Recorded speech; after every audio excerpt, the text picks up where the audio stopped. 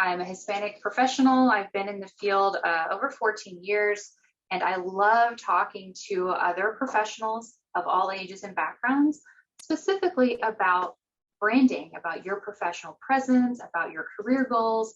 I love social media, especially during the pandemic. I leveraged my social media presence to achieve a lot of amazing things. Last week, I was keynote for the MAVA conference for volunteer engagement that I was really proud of. None of that would have happened without working on my professional brand. All right, so you can see we've got a little bit of everything. I'm hoping to hit the highlights. We also have a few brave pros that sent me their LinkedIn URLs to do a quick LinkedIn review. So we'll include that as well, some tips and tricks and some of my favorite parts of how to use your LinkedIn presence for your professional brand. All right, so for brand management, for those in the helping professions and nonprofits and social service agencies and AmeriCorps programs, it looks different from our friends that are in the for-profit sectors, that are in the marketing and tech worlds, that are in social media, but it's still very powerful for our careers. So I want to ask you these two questions. What do you want other people to know about your career? And then what do you want for yourself? So when I started so think about those questions.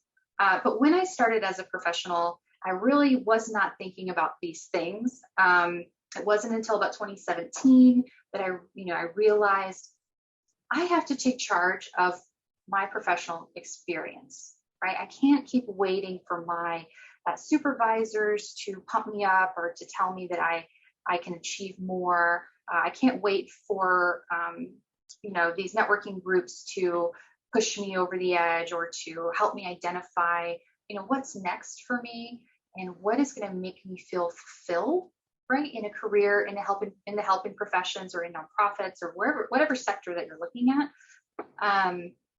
How was I going to get there exactly? If I wanted to become a keynote speaker, if I wanted to mentor others, if I wanted to get my professional credential. So in creating my own career experience, I have to start really by respecting myself, right? All that I've achieved in a career lens and being able to present myself as the professional that I am. In the field of volunteer engagement, there's a lot of myths about this sector that I have to combat. A lot of people think this or that, but I have to be very strategic, right, about what does my professional brand say about me and how is it going to get me what I want. And what I want necessarily isn't another job.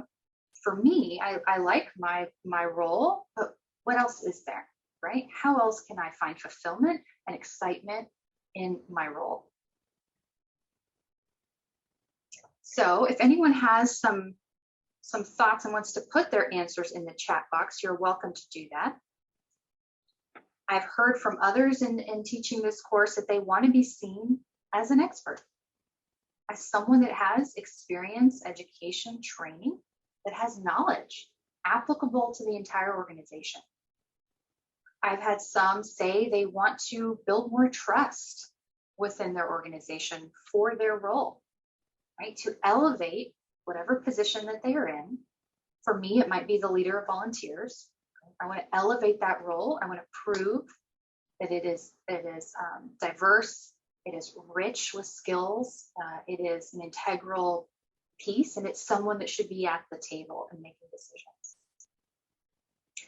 Others want just people to understand what they do.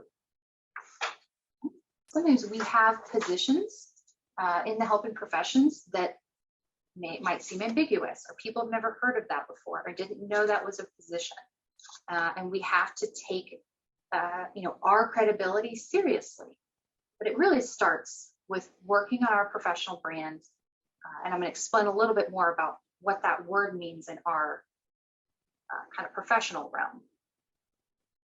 But that feeling of credibility, of not being credible, that's a very real feeling I hear from professionals. I teach a certificate program. I train nationally, where they tell me, that they feel alone, they feel siloed, because they're the only one doing XYZ at their organization. They don't feel a connection, right? They don't feel that the rest of their team values what they do, especially those that are paired maybe with a philanthropy or fundraising. In my world in volunteer engagement, they're not bringing in dollars. So how do they prove the value of their role? Some are looking for that recognition, right? What do I have to do at my organization to show excellence in my role? And when is it time for me to get serious about my career?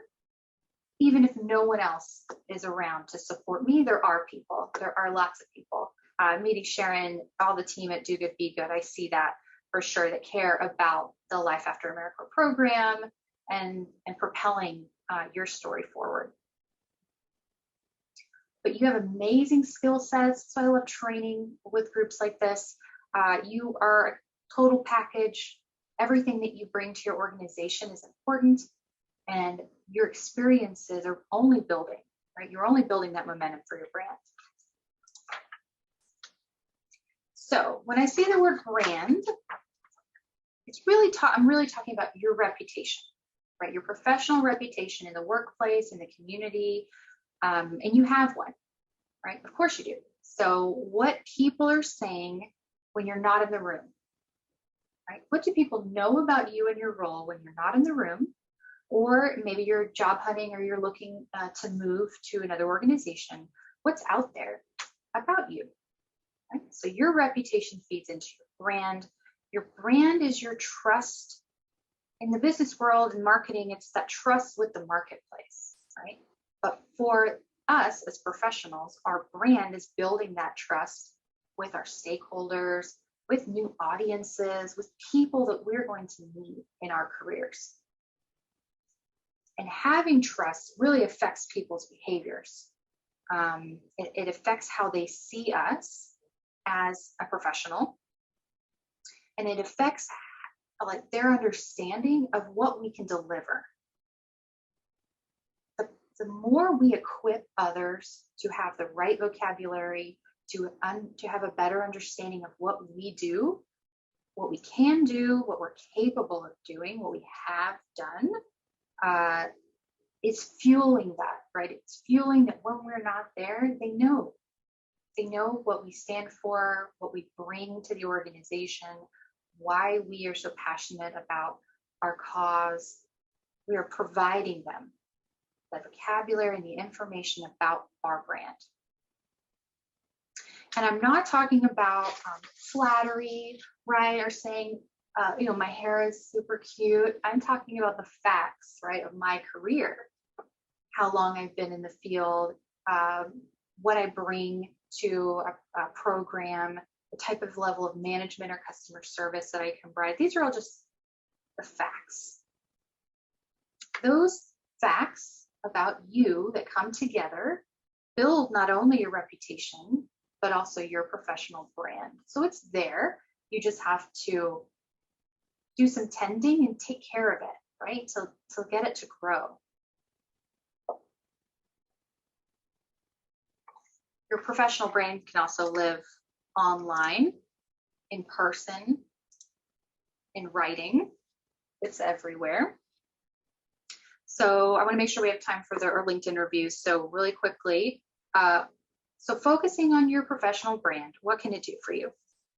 It can help you work through some of these new digital workplaces. We have hybrid work environments. We have fully remote positions where it's hard to connect with a team that you are not physically seen. There's also that proximity bias, right? Or maybe the boss or others in leadership are physically closer to certain people. How do you deal with that, right? To stake your claim, right? To show who you are in the workplace. It helps with that, right? To navigate this digital landscape we have by having a presence. It helps with burnout. For me, going through the pandemic, being able to have a place.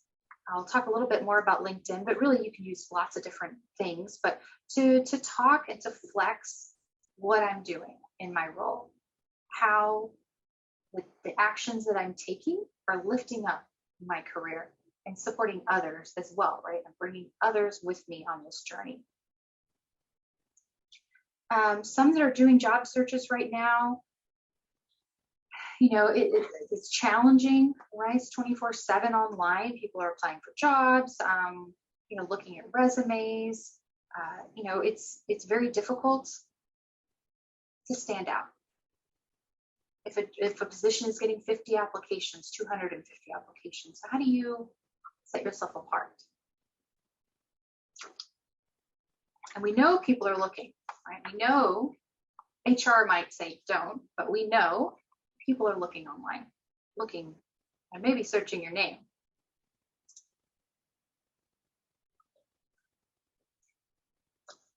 So we need people to understand who we are quickly, professionally, with information that we vet, right? We want to make sure that whatever's showing up on Google, we approve, we okay. That's what should be there. If it's old, outdated, nothing new, we want to load it up, right? And LinkedIn is a great way to do that as well. But to bring some vetted content about our careers to those LinkedIn, to those search results on Google. Because the more we relate to others, the more we kind of pull back the curtain of this work that we do, and it might be very unique. You might not know anyone else that does your role, or you might be looking to apply for jobs that are pretty cool, pretty awesome and unique. They don't have 12 people doing that. They have 1 or 2. When I started this journey, I realized there's discussions happening with people in my organization. We have about 3,000 staff. And I knew no one was talking about my cause area, my passion area, which was volunteerism. There is room. There's definitely room for more discussion, bringing your brand to more people. I went from just kind of figuring out, hey, what am I going to talk about? How do I talk about my work, right? That doesn't seem like flattery or like just like a commercial. How can I talk organically about what I do in a professional way? And I'll give you some examples. But I went from figuring that out to being listed as an influencer internally in my organization of 3,000. I was super excited that the Volunteer Engagement Pro was on that list as an internal influencer. And that was very motivating, again, to help with that burnout, right? We went through this, we're still going through this time where our careers have been mixed up, our goals have changed. We might have relocated, we might have been placed in another role, we might be looking, right, for something we've never thought we'd look for before. But everything that happened, I think, during this time, it's still very real. It's relevant. It's your career experience. And whatever happened in the past is not gone. Right? All that you have, that is part of your brand as well. And then the new things happened, right? I had never worked from home a day in my life. And it was different. But I'll never forget. I'll never forget all that we've gone through. And so resetting some goals, which the next training is going to be about goals. So that's definitely one you don't want to miss. We have to remember and push forward. So in the marketing world, when you're talking about branding, when you're talking about connecting people, they say this: people do business with who they know, like, and trust. I see this in the working world as well. I see this in the helping professions and nonprofits and AmeriCorps programs. You want to make a connection to the organization. Right? You want to feel at home. You want to build a network in your community. People have to get to know you. Most of the time, they will learn to like you, and they see and hear more about you and what you do. They will begin to trust you. I have people that do these things for me, that support me in my mission and in speaking or in volunteerism. And we've never had lunch together. They don't know what kind of car I drive. There's so much to do online, especially with your professional brand, that can connect others and help you build a network, help you build supporters and fans in any profession. I think some feel like those that are in the health professions or nonprofits, that it's not for them. We can't have networks and fans and supporters and advocates for our passions and our cause areas, which is wrong. There's a very vibrant group out there that loves what you do, and you just have to connect with them. When people tell me, Corina, when I think of volunteerism, I think of you. That's what I want, right? I've honed in on exactly what I want my brand to be, and that resonates, and then people begin to know it. They feel like they know me. And it works with your internal and your external audiences as well. Because what I do during the day, I screen volunteers, I interview volunteers, I place volunteers, coordinate volunteers, I do volunteer engagement. That is not all that I have to give to my organization. If my organization isn't asking me to do more, okay, well, I'm going to showcase the more that I have to offer and the other skills that I bring to the organization. I have to do it on my own because my supervisor may not have any idea, right, what goes into my role and how diverse of a skill set I'm actually using every day at work. I need to show that. And it's hard. It's hard to build trust, the likability factor. I'm not talking about popularity. I'm just talking about people connecting with what you're doing. People understanding in some way your contributions to the organization's mission, especially when you need that buy-in. We all need buy-in at some point. They don't have to know exactly what we do day in, day out, but the more they understand what's happening with our positions through our brand or discussions of kind of where we are in the community, the more they'll understand the connect, right, with what's happening. So brand moments. These are things that are happening all the time that I consider a great connector to your professional brand and ways that you can make some changes to enhance it, right? The way that you talk about yourself and your position at work. People listen to what you say and they will repeat it when you're not in the room. So if I say to others in my workplace, oh, I'm just the volunteer coordinator. Someone else will say, oh, Corina, she's just the volunteer coordinator. Coming out of someone else's mouth, it sounds a lot worse for me. If they tell me, oh, Corina, the volunteer lady, okay, I'm going to stop them. Say, oh, I'm sorry, I'm the volunteer resources supervisor. I don't know that we've met. We have to notice the way we are talking about ourselves and others are referring to us and get it corrected. It breeds, people repeat things. It can hurt, right? When someone you feel is not recognizing where you are in the organization, or if you're going into a new organization, you're hearing, how are others interacting and working together? The second bullet point I hear is difficult. Mentioning how you did contribute to a project, a program, a service, when maybe your contributions were not originally recognized. So go back and say what it was that you did. I've had others say that their ideas were stolen from them. Their contribution, someone else took credit. These are things that happen in our workplaces. This is part of our reputation, right? How are we going to handle this? And what steps can we take to reclaim our work and all that we did up to that point. And it's very important. I mean, it matters. This third one, another challenging one for many professionals that I hear from, saying thank you to someone that's recognizing you're appreciating your work.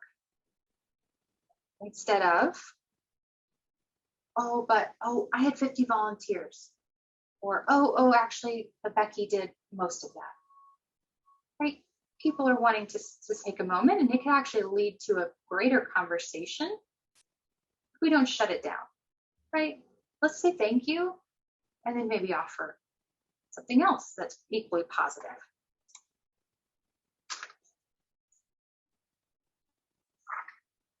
So for me, people ask me when they follow me on social media or they meet me in person, how are you posting? How are you posting all the time? You also do a lot of work. I don't understand how you build this into your day.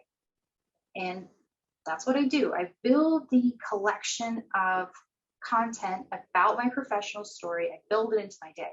So I'm always looking, right? ABC, I'm always collecting.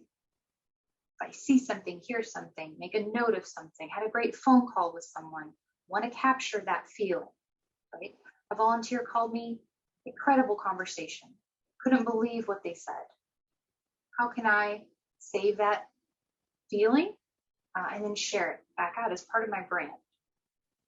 That experience, right? It lets people into what I do for a living, but it matches my brand identity and what I want people to understand about what I do. If I don't have a picture, like it was a phone call, I'll make an image. I'll show you some examples from my Instagram, Canva, free. You can make images for free that look totally awesome. We have to be collecting this. It doesn't matter if you've been in the field for 30 years for 3 months. If you have goals that you want to achieve, and feel like working on your presence, your professional brand, just your professional identity can help you achieve something, it's worth the effort. No one is going to be looking out for us in our careers more than we should ourselves, pretty much. I mean, my supervisor is not going to set goals for me, not at this point, right? I need to come up and have this energy to say, I want to stay in this field, but I want to do more. Right? I want to be really good at my job, but I want to help someone else.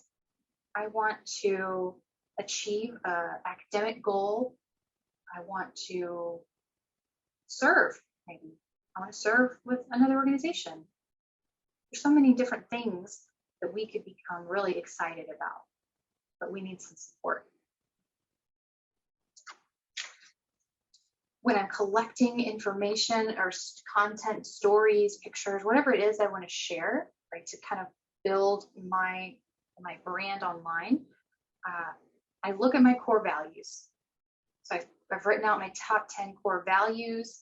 I use those to guide my decision and what I'm going to talk about. Some of my top core values are transparency, influence and leadership, and humor. So again, some examples on Instagram where you can be a little more funny. But that helps me build my brand identity. And yeah, I mean, Jose agrees about core values. If you've never done a core values exercise, I think it's really awesome. And it really makes you connect with what you're doing and feel safe. Again, it's just the facts. It's the facts of who you are, your career, what's happening to you. That's your brand. So you want to be true to who you are, right? My brand is going to be different than Jose's, and would be different from Dana's, than Sharon's. But I can find something in theirs that I'm going to identify with because they're being honest, and that's one of my core values. All right, how do you feel about LinkedIn? Uh-oh. Oh no, I see some 4s. Uh-oh, Julie's coming in with a 6, so looking good. Got a 7 from Allison. Flora's also a 7. Peeking out, taking a look. Megan's coming in with a 3. I guess I'm an 8. Again, I'm a strong 8. I'm just an 8 all around today. Hunters, also a 6. All right, so we're going to take a look. Oh, April's not a fan. I respect that, April. Social media isn't for everyone. And feel free to share in the chat box as we go through this content. Obviously, I like LinkedIn, so my perspective will be different, but I understand. I work with many that are not on LinkedIn, but I want to show you a little bit about it. So before I show you some more about LinkedIn, I want to talk about the paper resume. I have one, right? It's on my desktop, Corina Sadler resume.pdf. It's also probably printed from 2016 in my desk drawer.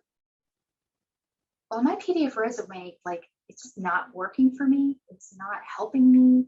It's not lifting a finger for my career goals right now. It is, eventually I think there are probably going to be no more upload fields anymore. The PDF resume will be gone. The hiring managers might not even open paper resumes or PDFs.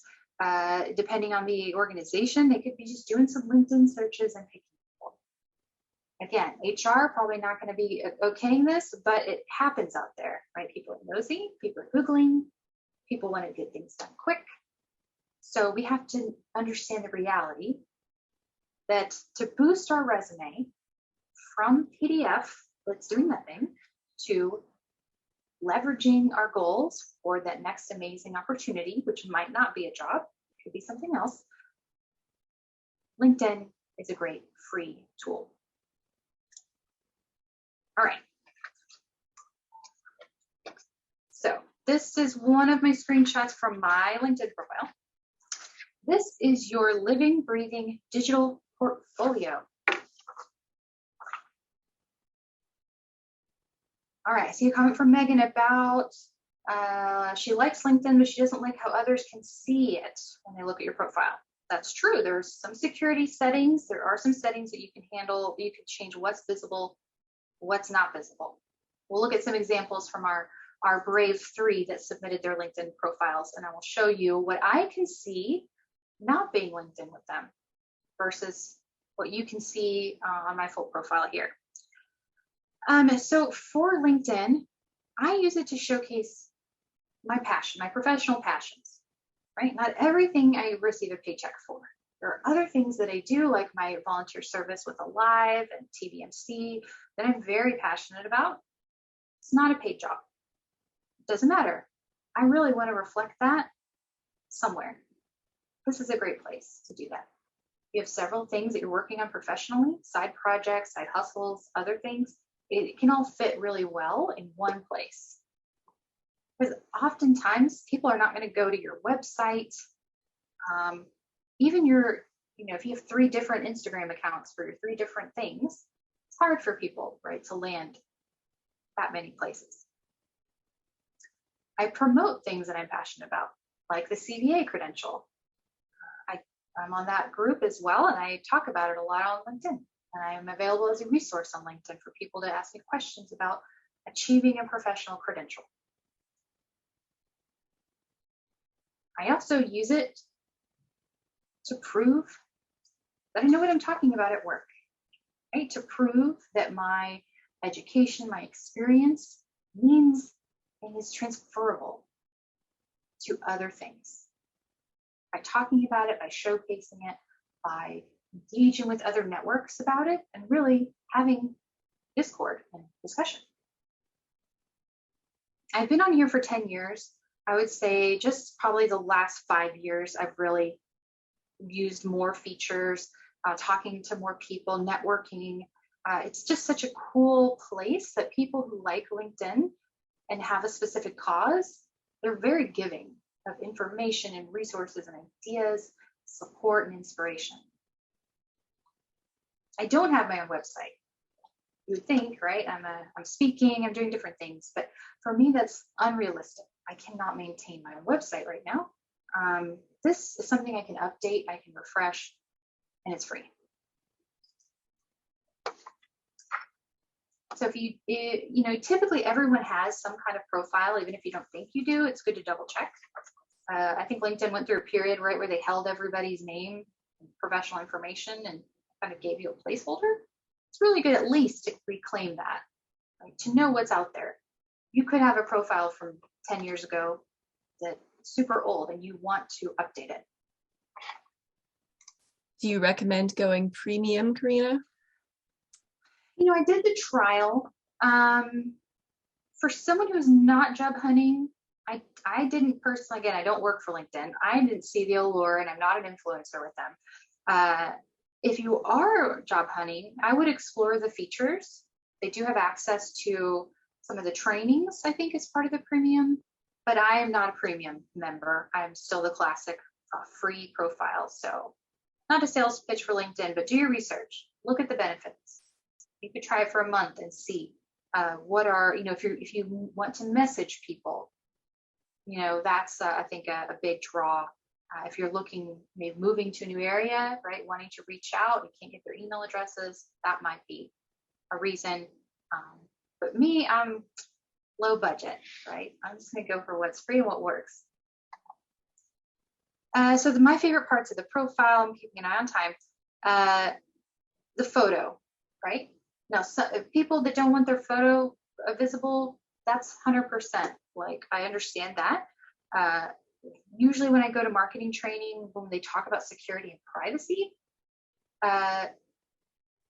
they pretty much say don't be on social media if you have security privacy concern, flat out. That's the advice from the marketing world and the social media world. So I follow that. And once, you know, someone has questions, but there are a lot of security features that you can use. I like to see a photo of someone. It makes me know they're a real person, right? Not a robot or a fake profile. And if I see them in the community, it's helpful. The banner as well. Lots of different banners. Some of in the profiles I'm about to show you, beautiful photos. I went with my name. I wanted that to really stick out to people. Like my name, I have a different kind of name, so for people to make that connection. I might change it in the future, but for now, I've got my name as my main focal point. Recommendations. I think in the profiles we're about to see, I think anyone had recommendations. So I do want to spend a minute on that. So the recommendations area on LinkedIn, you have to have a profile to give and receive a recommendation. Recommendations are live. If you approve it, right, it gives you a minute to, you can, you know, approve it or not. It's so cool, right? You can have people from your past, people that you volunteered with, people that you've served with, other professionals that you've networked with, leave you a public recommendation. It's so cool. People usually leave wonderful things if you ask them to, and then you can reciprocate. I have one for a teen volunteer, right? That's a way of recognition. I'm going to leave her a LinkedIn profile. She's about to graduate, a LinkedIn recommendation. And so that's something I can do, right? A free thing I can do to recognize someone else. So I like to do the recommendations. And again, it's fresh, it's live, it's new. It's not a list in your PDF resume in your drawer. It's real people, right, that believe in your work and are willing to leave you a couple sentences on your profile. I also love volunteer experience. Those that don't have a long work history, those that working on their education or don't have any credentials. I mean, you could load up your volunteer experience area.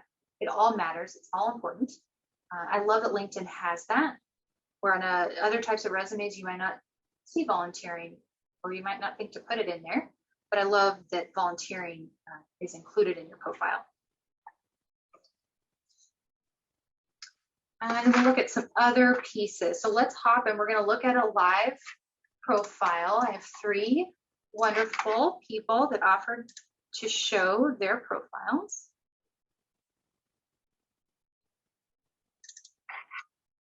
Okay, can you guys see Becca? Yes. Awesome. Okay, so Becca. So I am not linked in with Becca. So we can see this is my public view. So Becca's got a photo, awesome. She's got a cover photo. Her tagline here is her current role. Tells me where she is. So if I'm networking with Becca. I get her time zone. Okay, right, she's in Massachusetts. Her about me, her about section, a little more about her. She doesn't have much activity, right? She's not on right now or have anything recent. She's got her experience loaded up, a little bit of information, but not a bunch. And again, we'll have to look at the security settings.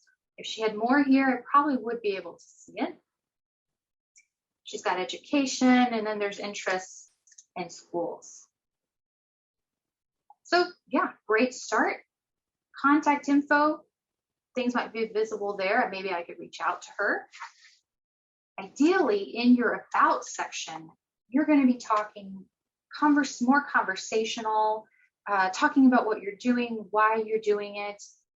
If you do have goals or things you're looking to do, put it out there.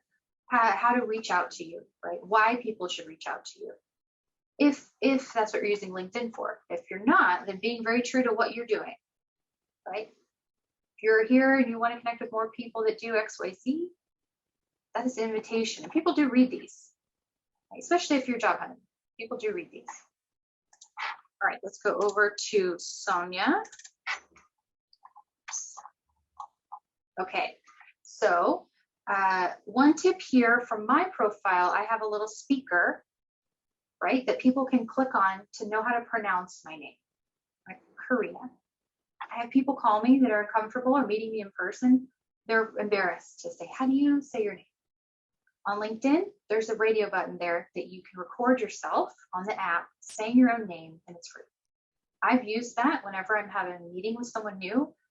If they have a name that I think I'm going to have trouble pronouncing, I go to their LinkedIn. Sometimes they actually have it recorded.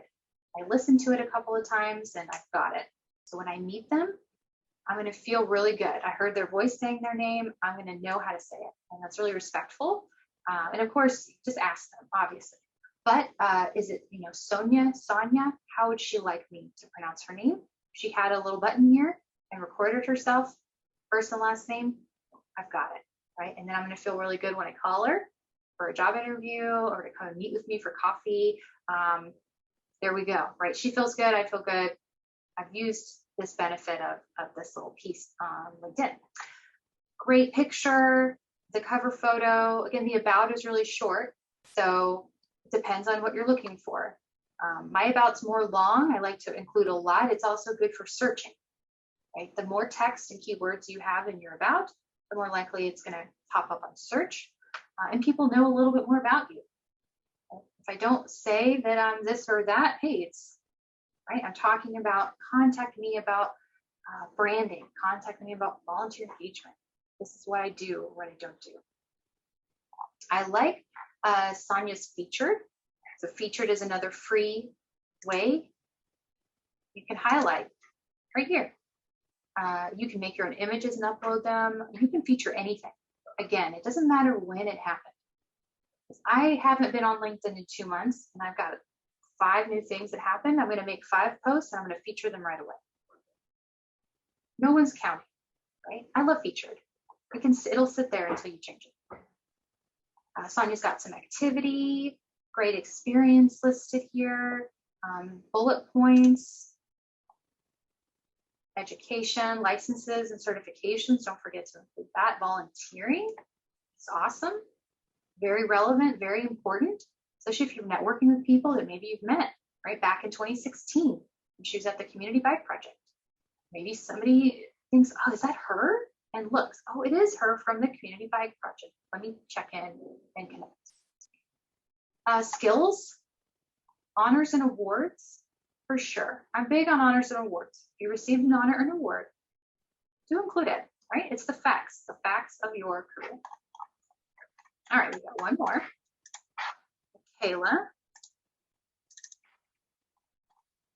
Michaela, awesome. Again, might be good to have your pronunciation of your name. Again, you can record it for free in the app. I love this, right? Talking about when she was growing up on the coast of Oregon. Already, I'm taken back into the time that she's telling me about. I love that, telling a story, making it more relatable, talking about when she went back to OSU. I mean, very, very relatable. So I love that. Just depends on, again, what your goals are, how you want to connect with people. She does a great job of using the featured section. Yeah, I mean, your experience can be lots of different things. So never feel that there's things you should omit unless you have a great reason. Otherwise, it's very valid, right? If it's contributed to who you are, put it in there. Again, yeah, definitely AmeriCorps, anywhere you can put that in here. If it's a big part of your story, make it a big part of your LinkedIn profile. People will connect with you simply based on your alumni-ship or that you are engaged with AmeriCorps in some way. Big network out there. People love AmeriCorps, especially on LinkedIn. There's big pockets of people that'll share your stuff if they know that you are an alum or have a connection. The only thing, recommendations, they would be near the bottom. So let's get some recommendations. All three of these profiles, ask people, can you leave me a LinkedIn recommendation? Start leaving LinkedIn recommendations for others, right? People that you think are doing a fantastic job, and typically they will reciprocate. All right, if you want to connect with others in this room on LinkedIn, like Sonia, Becca, and Michaela, feel free to drop your LinkedIn URL in the chat box, and then at the end you can save it, and you can go back and you can make a bunch of connections. You can watch each other's profiles as you grow and learn what you want to do. So this is an example of LinkedIn, but again, there's other platforms, and I'm going to give you a couple of things that are not social media, right? That things that I recommend as well for building your brand, because I know not everyone wants to be on social, and that's okay. There's a whole world, right, of other opportunities and other things that you can do to talk about your professional brand and build your career goals, and leveraging, right? Leveraging your presence, your professional presence to achieve those goals. So when I'm on LinkedIn or any platform, Facebook, Instagram, I think those are the main ones I'm talking about professionally on. What am I saying, right? So for my employees, I want them to know that we have a volunteer program. So I'm the supervisor. I want them to understand what I do all day to build that credibility for having a volunteer engagement professional position. And then I want them to see me as a resource, right? I want them to walk by and think of something related to my area and not be comfortable reaching out. If they see me, they begin to feel like they know me, begin to think they might like me, then they can trust me, and then we can work together and collaborate much easier because we've started the connections, because they've seen some of my reputation out there, some of my brand that I have vetted. I'm saying, yes, use these words to describe me, and these are my skill sets. This is what I can do. For those outside of my organization, I might want them to reach out for referrals or for resources. I want them to understand that there are positive things happening in my volunteer program and in my organization. It can be tough. It can be tough to decide, when do I have the time to talk about what I do to build my brand? But it is there. The good thing about social media is that it's short and sweet. There's some longer form things, but it doesn't take that long, right? You've got all the facts of who you are. So we really have to stand out, especially when you're in the hiring process, to stand out from others, right? To be bold and be passionate about why you are the perfect person for that role, or why you deserve professional development funds, or you deserve to go to that conference, you deserve to do anything, right? Because it matches with your skill set, with what you're doing in your programs, what you're contributing, that it is a connection from you to whatever this is that you're looking for. It's important to be consistent, right? It does take effort, but it is a form of self-advocacy, right? We're advocating for our position in the organization. We're advocating for the reason that we are there. Why should we have these roles of the helping professions in our organizations? It also helps build relationships with people.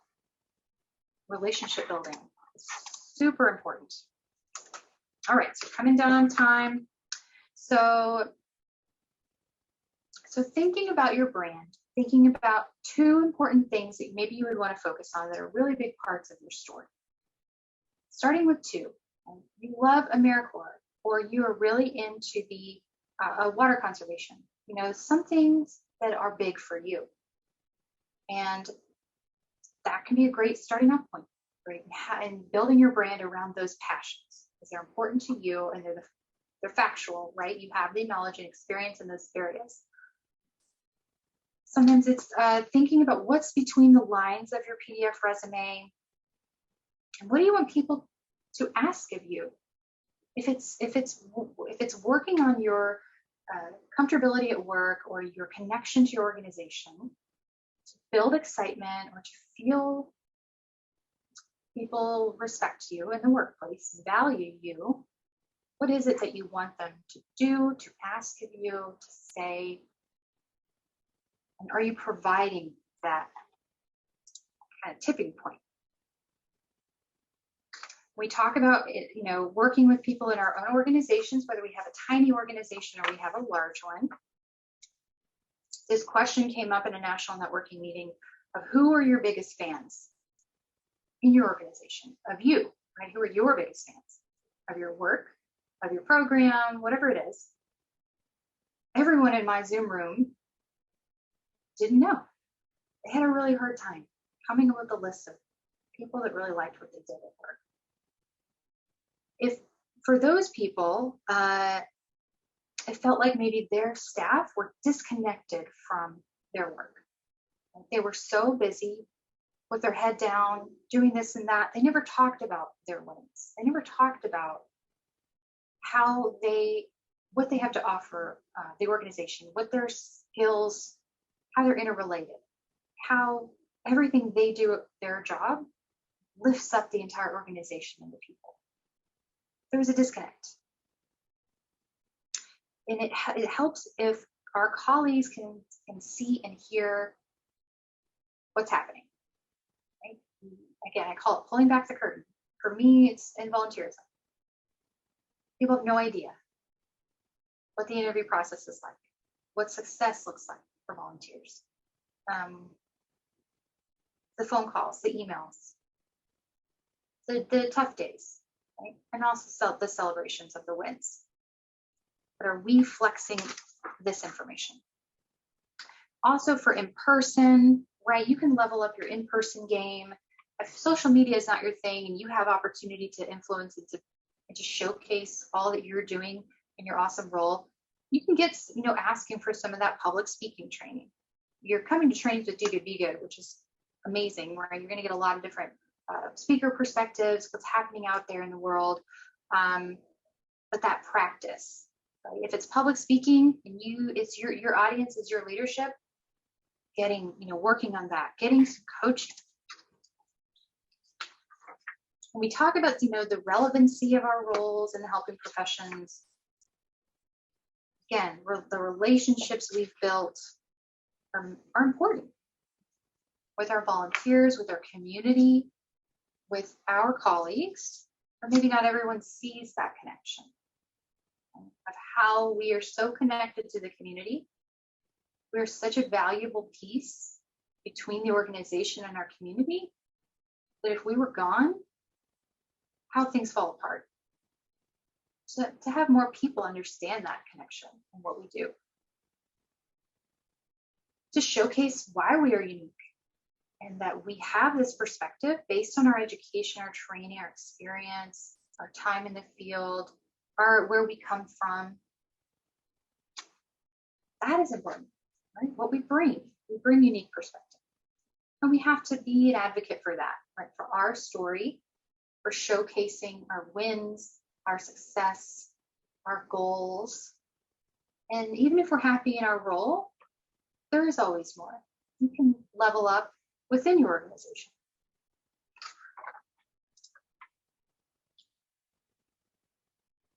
All right, so talking about your work online, building your brand, just kind of organizing some thoughts and getting a handle maybe on your LinkedIn presence or something else, it can really create excitement right? From other people that you will need to boost you. Again, burnout is hard to manage sometimes, but when other people get excited about our awesome work that we're doing, it's a breath of fresh air that we're in the right place for the right reason and that we're on the right track. Having a fan base, again, it's not just for the tech, the business world. We have fans of nonprofits, of social service agencies, of faith organizations, all kinds, who believe and want us to continue our work. They know the impact. And leveraging that support. You're running down on time. Again, track who you're meeting. On LinkedIn is a great place. Reclaim your work. Gather your examples of what you've done, your projects, everything you've put together. Make sure you have a copy of it. And remind people of what you've contributed. Again, it can help with giving you that energy, giving you a creative outlet. Your role doesn't have that. You could write and take photos. You could be creative for your own brand and promoting and advocating for your work. And it really does. It lifts up our field. Lastly, we've got just some examples from my Instagram. Humor is one of my core values. So sometimes I'll remake some memes. I showcase comments that people make. I take pictures when I'm out in the community. And I'll send a copy of this slide deck. Other things, right? I said if you're not big on social media, no problem. Your brand is living, breathing part of you anyway. It's everywhere you are. It doesn't have to live on social media. You could write. You could write for a journal, a magazine, Engage is a journal. You could make your own website. You could run a YouTube channel of support, videos, tips. You could have a blog, or you could just start with a Word doc, right? Of putting down some things about you, some facts, your accomplishments, and then take that goal setting program and see how they will connect. So lastly, if you don't advocate for your brand, no one else will. It is really important. It is who you are. More people should see you shine and see all the amazing work that you're doing at your organization and into the future. I look forward to connecting with some of you on LinkedIn. I'm available.